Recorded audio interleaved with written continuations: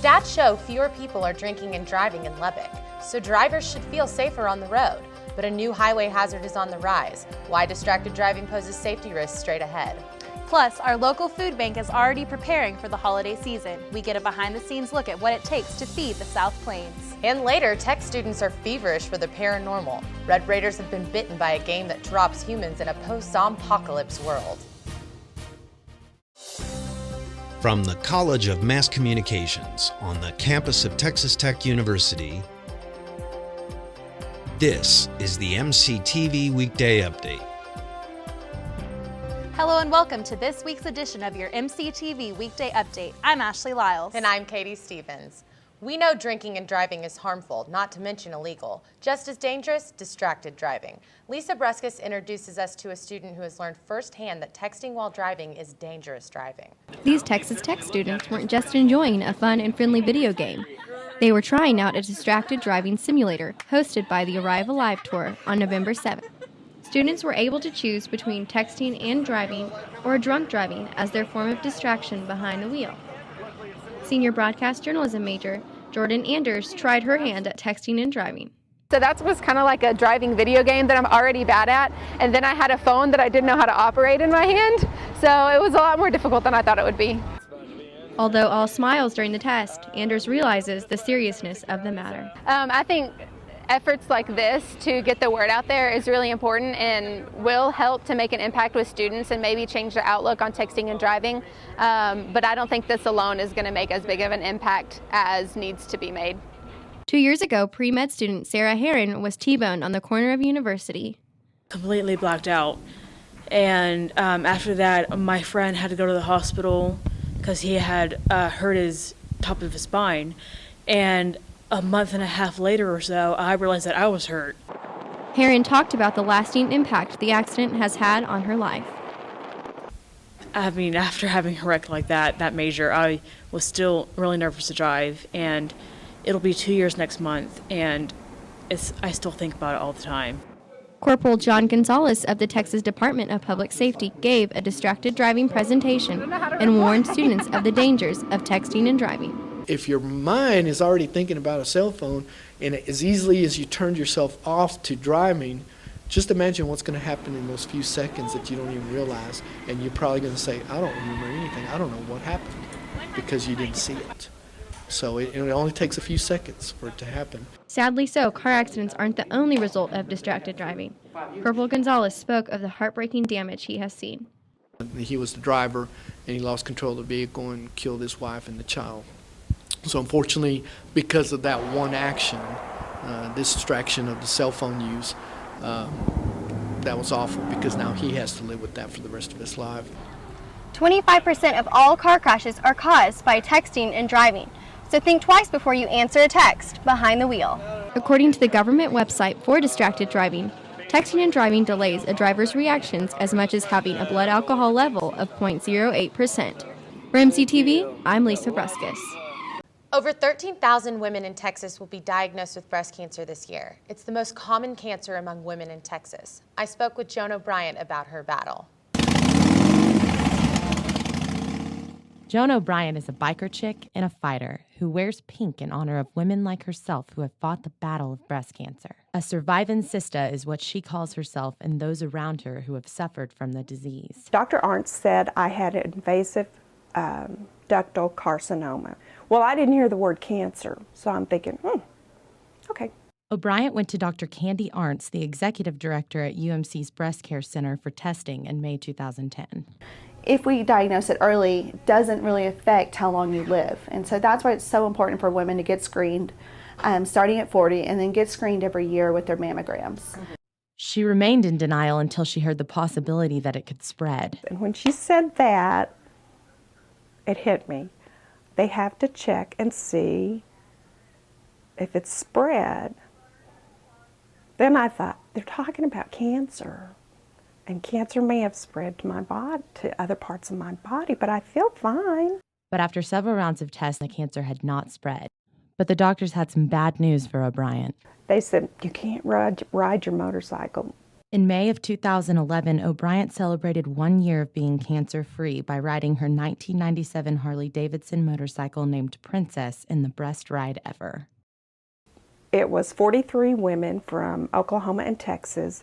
We rode from Oklahoma, Texas, and New Mexico. I put over 2,300 miles on my motorcycle, and I was the only survivor among those 43 women. O'Brien became overwhelmed with emotion when the group visited a woman in the hospital who had just been diagnosed with breast cancer. I gave it to her and I said, my fight's over with.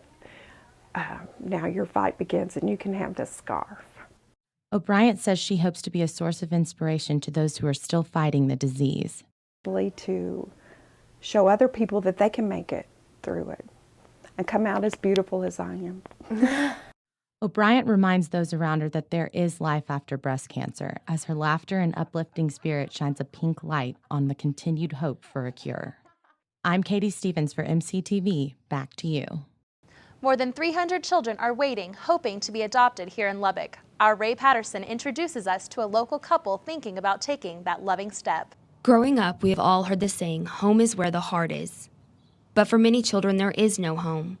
They ask, why not me?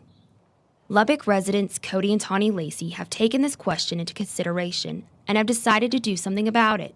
So we decided to sponsor 2 boys because we wanted to try to give them a sense of a family and having a home. After interning with the home, Lacey realized not only is sponsoring a good way to give back to your community, but it's a great opportunity to give a child hope. These kids don't have anybody to turn to, as in their parents, because they were just taken from their family. And so I found out that I could be a stable relationship for them and that they can actually learn to trust people.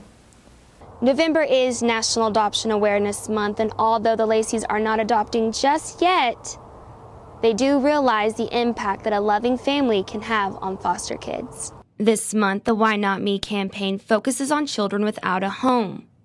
And according to the Department of Family and Protective Services, over 6,000 children in Texas are still waiting to be adopted. 337 here in Lubbock. The Lacey supervisor, Danny Pechtel, says anyone who is committed can sponsor or adopt. One of the things that we require of our sponsors is a commitment level from them, because what we don't want is put somebody in a kid's life and then they, do this for a little bit and then they get bored and they do something else. Pechtel also says before anyone can sponsor, they must pass an extensive background check. I want to know that they're safe people. I want to know that they're going to be good for my kid. So there's an interview process, there's a background checking process, we do references. It's really, really a kind of involved process. The Laceys believe that everyone has a chance in accomplishing something great in life, if given the opportunity. So, to go to the movies with the family or go out to eat with the family, and I feel like we can provide that and we can give them that love and that hope that there's a future, beyond just living in a foster home or in a home. Reporting for MCTV News, I'm Ray Patterson. The South Plains Food Bank has been serving people from near Sweetwater all the way over to New Mexico state line for almost 30 years. But every year the holidays gets a lot busier. Brittany Escobar takes us behind the scenes of the food bank through the eyes of the woman who runs it. This year we are just struggling so much with the need for food. Our increase has just grown so much anyway. But at the holiday season, we just want to make sure those that really are in need get whatever we can provide for them. We distributed last year 8.5 million pounds of food. We give out about 700 food boxes a month.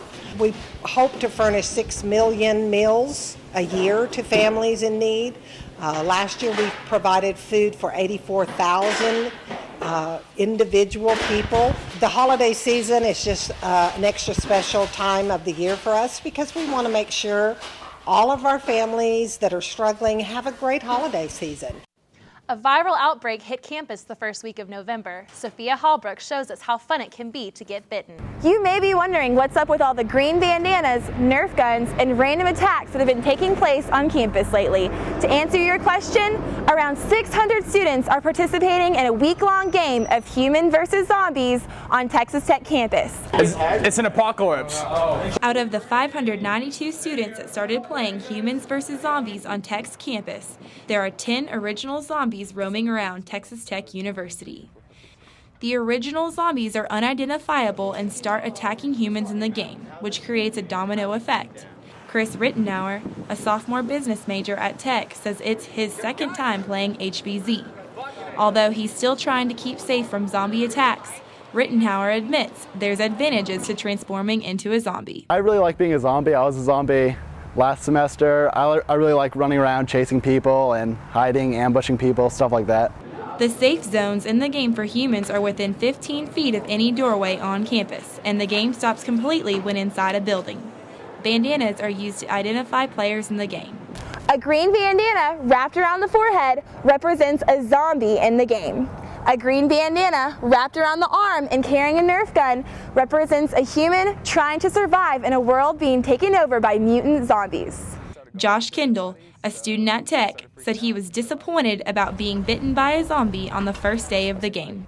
There was a zombie that was in front of us, and he was looking at us, like giving us the eye all crazy, and then next thing you know, somebody comes up behind us and gets us. John Perez, a freshman at a Lubbock high school, said he decided to join in on the HVZ action. Perez is still a human in the game, and he explained which zombie hordes he's looking out for. Two groups, actually. There's Hive Mind and there's Darth. Both of them are really big, but I think Darth is the most feared one because of their tactics. You can log on to www.hvzsource.com to find out more information about the zombie game that's taking over many countries. This fall marks the third year in a row Tech has hosted a game of HVZ. For MCTV News, I'm Sophia Hallbrook. Hey, guys, move! No! Now, Ashley, what would you do if you were stuck in the zompocalypse? I really couldn't tell you, Katie, because I'd probably just watch the Zombie Land movie and see if I could get some pointers from there. That's all the time we have for today. Thanks for watching our MCTV Weekday Update. I'm Ashley Liles. And I'm Katie Stevens. We hope you have a great week.